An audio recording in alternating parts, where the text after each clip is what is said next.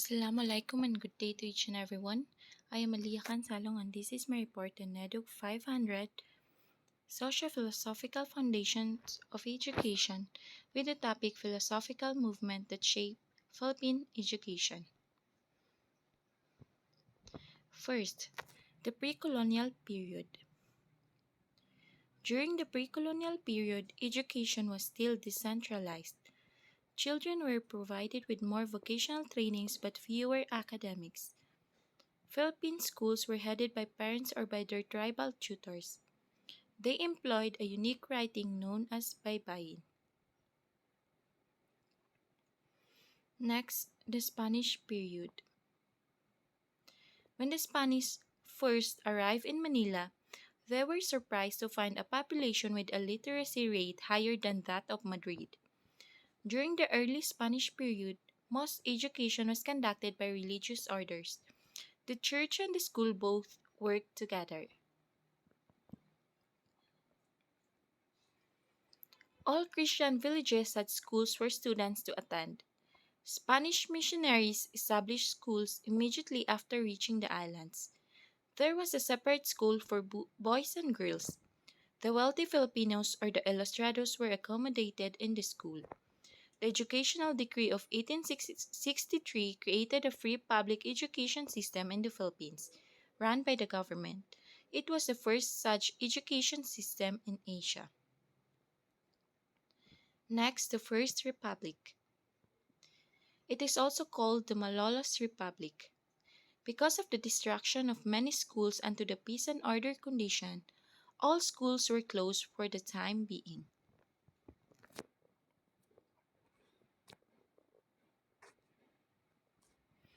Aguinaldo decreed that all diplomas awarded by USC after 1898 be considered null and void. Article 23 of the Malolos Constitution mandated that public education would be free and obligatory in all schools of the nation under the First Philippine Republic. Aguinaldo included an item for public instruction amounting 35,000 pesos in the budget for 1899. August 29, 1898, the Secretary of the Interior ordered the provincial governors to re-establish schools that had been abandoned before. American period. American expeditionary forces were sent to Philippines with a mission to destroy the Spanish Armada in Manila Bay as part of the strategy to defeat the Spaniards in the Spanish-American War raging at the time in Cuba. Americans won, and on the Treaty of Paris on December 10, 1898, the Philippines was ceded to the United States by the Spanish for the paltry sum of US $20 million. 1898, American occupied Manila. Reopened schools wherein the American soldiers were the first teachers.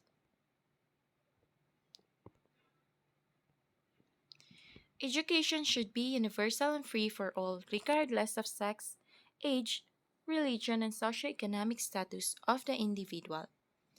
Act No. 74 established the public primary school in 1901 and intermediate school in 1904, which provides free public education.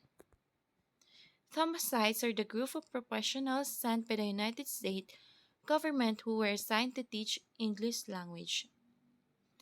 Act No. 372 required all provinces to maintain a provincial high school. In 1901, Philippine Normal School was founded to train teachers. In 1908, University of the Philippines was established.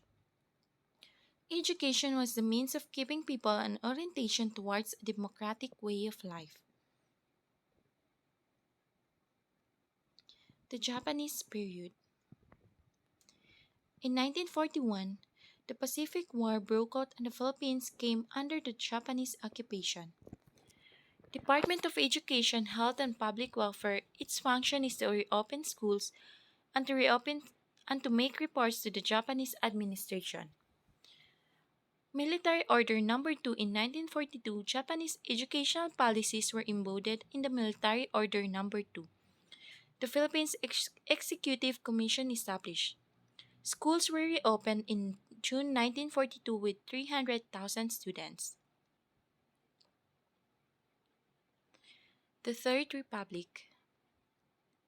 During the period from the proclamation of the Third Philippine Republic on July 4, 1946, under the administration of President Manuel Rojas, until the pre-martial law days of the Marcos regime, the country's educational philosophy was in accordance with the provisions of Article 14, Section 5 of 1935 Constitution, which provides that all educational institution is under the supervision of and subject to regulation of the state.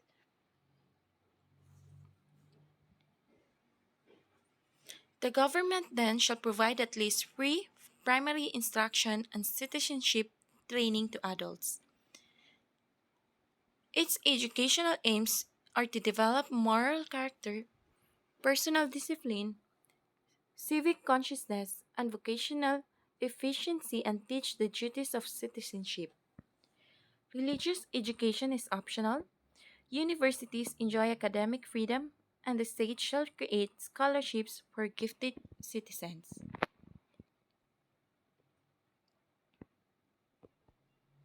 The Fourth Republic. In 1972, the Department of Education became the Department of Education and Culture by the virtue of Proclamation 1081, which was signed by the President Ferdinand Marcos. On January 17, 1973, President Marcos ratified the 1973 Constitution by Proclamation 1102. The 1973 Constitution set out the three fundamental aims of education in the Philippines. First, to foster love of country. Next, teach the duties of citizenship and develop moral character, self-discipline, and scientific, technological, and vocational efficiency. On September 24, 1972, by Presidential Decree No. 1, the Department of Education, Culture, and Sports was decentralized with decision-making shared among 13 regional offices.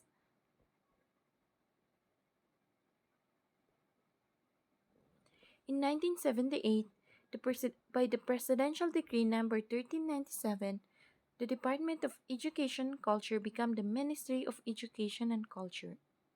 The Education Act of 1982 provided for an integrated system of education, covering both formal and non-formal education at all levels.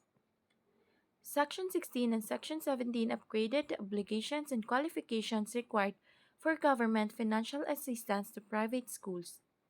This act also created the Ministry of Education, Culture, and Sports. The Fifth Republic.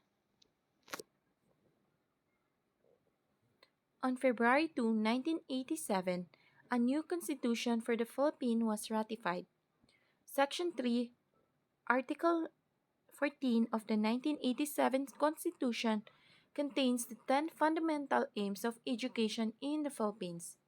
It is also seen that under the 1987 Constitution, only elementary school is compulsory. In 1987, by virtue of Executive Order No. 117, the Ministry of Education, Culture, and Sports became the Department of Education, Culture, and Sports. The structure of DECs is embodied in the order remained practically unchanged until 1994. On May 26, 1988, the Congress of the Philippines enacted the Republic Act 6655, the Free Public Secondary Education Act of 1988, which mandated free public secondary education commencing in the school year 1988 to 1989.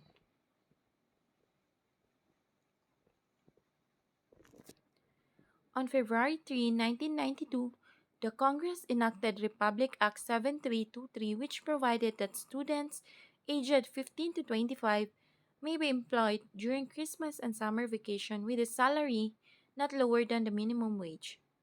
60% of the wage is to be paid by the employer and 40% is by the government. On May 18, 1994, the Congress passed Republic Act 7722, the Higher Education Act of 1994, creating the Commission on Higher Education, or the CHED, which assumed the functions of the Bureau of Higher Education. and supervises tertiary degree programs.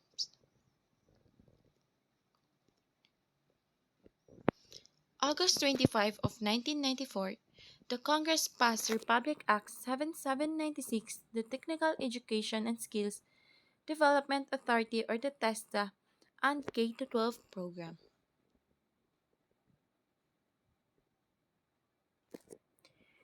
In August 2001, Republic Act 9155, otherwise called the Governance of Basic Education Act, was passed transforming the name of the Department of Education, Culture and Sport, the DEX, to the Department of Education to DepEd. The goal of basic education is to provide the school-age population and young adults with skills, knowledge, and values to become caring, self-reliant, productive, and patriotic citizens. 2010 and the K-12 program.